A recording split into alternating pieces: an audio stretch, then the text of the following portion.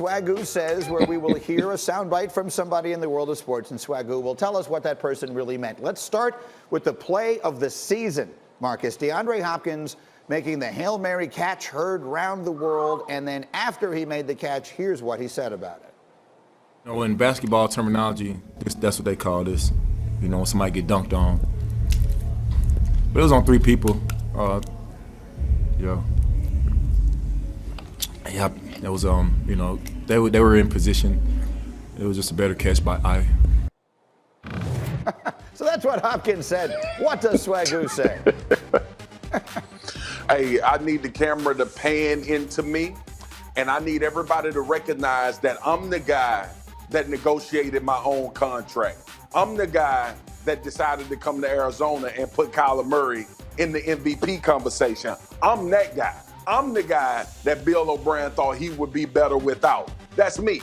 I'm that person. I'm the one that caught that touchdown. That's what D-Hop is saying, G. Nobody should ever get rid of me. I'm that dude, man. That's exactly right. And I love it's me, myself, and in his case, it's most definitely I. All right, the next one is a story that didn't get a lot of attention, Marcus, but this is a good one. So when the Vegas Raiders went into Kansas City and beat the Chiefs, the only game Kansas City has lost this year, it turns out the Raiders took a victory lap around Arrowhead Stadium. After they won the game, they actually drove the buses around the stadium after that win. Here are both coaches talking about it yesterday. Well, they listen, they won the game, so they can do anything they want to do. They end up winning the game. That's not our style, but we'll get ourselves back, ready to play, and that's where we're at. You can find a smart aleck bus driver in Kansas City who made some snide comments when we got on the bus. Maybe that's why we drove around the stadium, just to tick him off. You know, this is ridiculous. Next question. Marcus, that's what they said. What does Swagoo say? You know what? We came in here. This is what John Gruden is saying to the reporter. We came in here. We won the damn game. And we wanted to leave peacefully. We wanted to leave with our win and just get back to Vegas.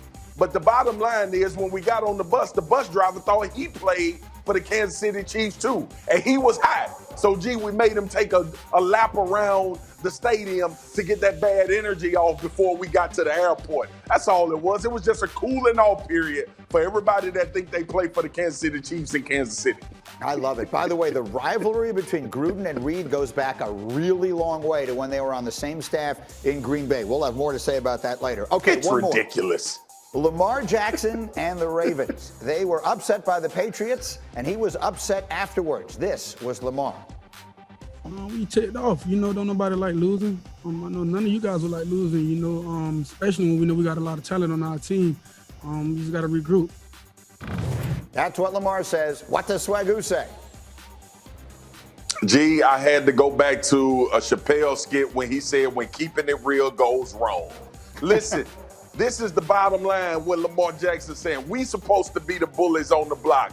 We the ones that talk about big trust and going downhill. And we can't do that right now, and we couldn't do it against the New England Patriots. The problem is that Lamar needs some more people around him. And last week he told us, everybody knows the plays, everybody know what the hell we doing. Lamar, keeping it real went wrong. The New England Patriots stole y'all playbook and ran the football down y'all throats, man. Yeah.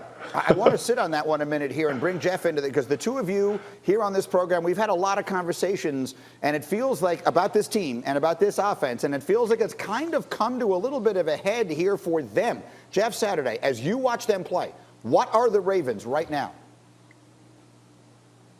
Bad on offense. I mean, listen, you looked at, you started the whole segment with I made that catch. D-Hop makes this catch. Like, who is Lamar's I guy? He ain't got an I guy, right? He's got nobody. I mean, listen, the first play of the game, Greedy, his receiver, Brown, got pushed out of bounds by the freaking DB. pushed out of bounds. How does that happen? I mean, talk about being physical. They took my guy and threw him out the club on the first play of the game. That's absolutely embarrassing. He can't play any better. 24-34. He's rushing the ball for 55 yards. I mean, his best receiver is Andrews. I mean, Snead is your number one. Like, I need an eye guy. That's what Lamar really wants to say. I need an eye guy. I'm finally with Swagoo, man. I need an eye guy because I hurt for Lamar right now. I want to do more on this team as we continue because I think it really is interesting. But now let's talk about the team that beat them on Sunday night, the ones that threw them out of that club. Here was Cam Newton after that win Sunday night on still believing the Patriots are close. I'm not going to sit up here and say I'm a prophet. I'm not going to sit up here and say I told you so. I'm not going to sit up here and rant and rave. But I've always believed and still do believe that we were close, you know, and I do believe that, you know, it only takes one. You know, the coach said it best. We are a good enough team to be better than what our record kind of displays. And, you know, we're just finding that out. All right, so he has been saying that and a lot of other things. Greg McElroy, as you hear him talking and you watch him playing, what do you think?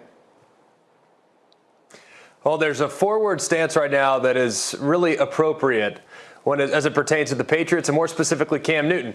Talk less, smile more. That's Hamilton, of course. And if you really look at the Patriots, you would think, based on how they're talking the last couple weeks, that they're in the driver's seat in the NFC East. They're not. They're 4-5. They're several games back from the Buffalo Bills and even the Miami Dolphins. They're 5 games back of the Pittsburgh Steelers. And we are just a few weeks removed from arguably the worst performance of Cam Newton's career. I mean, we are talking about a Patriots team that needed to erase a 10-point fourth quarter deficit to the 0-8 New York Jets. Yeah, was Sunday's game against the Ravens a good game, a good win? Yes, absolutely. Quit talking.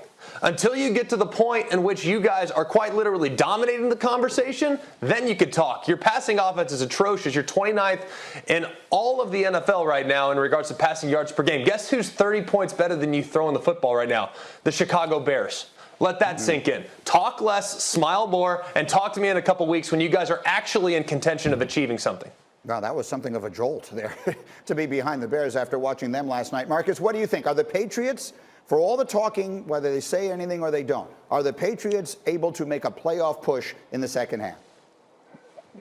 Hell no, G. Let's be honest. Look, they beat the Ravens, and everybody's excited, but we know what's wrong with this team. And we can go back through the records and talk about how they lost to Seattle. Well, we finding out Seattle can't guard no damn body in the NFL. So you're supposed to score on them. To Greg's point, last week you had to have a miracle. You had to have an epic comeback to beat the New York Jets. Gee, you know all about that. I'm not even going to keep elaborating on that. So when you look at the New England Patriots, yes, it was a good deal for them to get back to a winning way and to beat the Baltimore Ravens, who everybody perceives as one of the top teams in the league. I don't want to downplay or down talk that at all.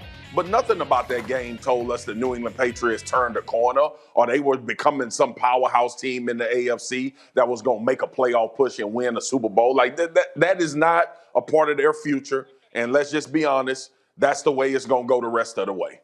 I'm looking at their schedule here for the rest of the season. It's sort of a mixed bag. It certainly isn't particularly easy, that's for sure. What are you hearing as far as they bounce back as you look at their next 4 games here? What are you hearing as far as around the league with that win Sunday night? Yeah, 4 of the next 5 are on the road. It's going to be tough. Look, I still think it's a thin roster, and I think the expectation is that it's probably going to be very difficult for them to get back into it with 2 good teams ahead of them in the AFC East. I have a little bit of an issue with Greg, though, because what's he supposed to say? Like, we give up. This was a mirage. We shouldn't have, Baltimore, we shouldn't have beat them. I mean, he's been accountable. Cam Newton has stood out there and said, I need to be better. I stink. And now he's enjoying winning a couple games in a row.